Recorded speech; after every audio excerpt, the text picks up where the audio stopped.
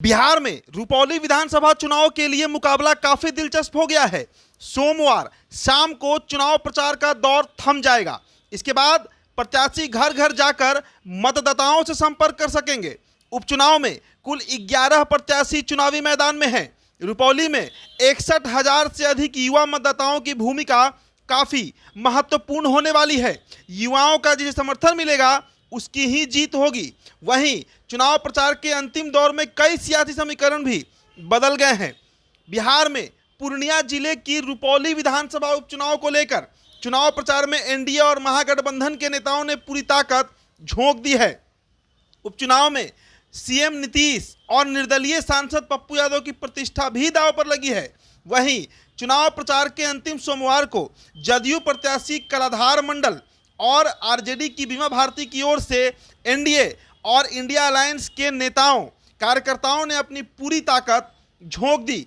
उपचुनाव में youth voter ही तय करेंगे कि अगला एमएलए कौन बनेगा।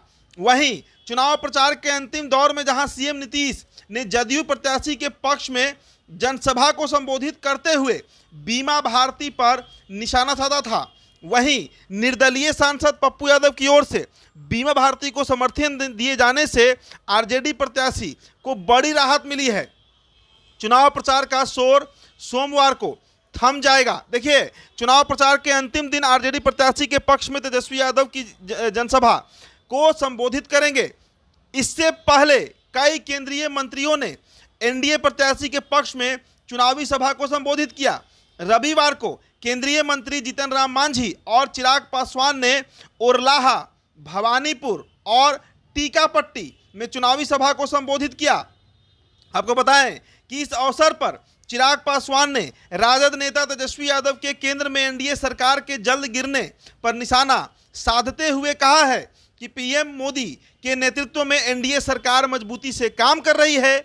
वहीं जीतन राम मांझी ने आरजेडी पर बिहार में जंगल राज फैलाने का आरोप लगाते हुए प्रधानमंत्री गरीब, दलितों और वंचितों सभी के उत्थान के लिए काम कर रहे हैं, ये बातें जीतन राम मांझी के द्वारा कही गई। दूसरी तरफ महागठबंधन की ओर से भी कई वरिष्ठ नेताओं ने राजद उम्मीदवार बीमा भारती के समर्थन में रोड शो किया है। देखिए, रुपौली विधानसभा उपचुनाव की जीत के बाद विधायक कौन बनेगा ये यहाँ के यूथ वोटर तय करेंगे। रुपौली में 29 साल की कम उम्र के करीब 57,510 वोटर हैं, जबकि 3,950 फर्स्ट टाइम वोटर हैं।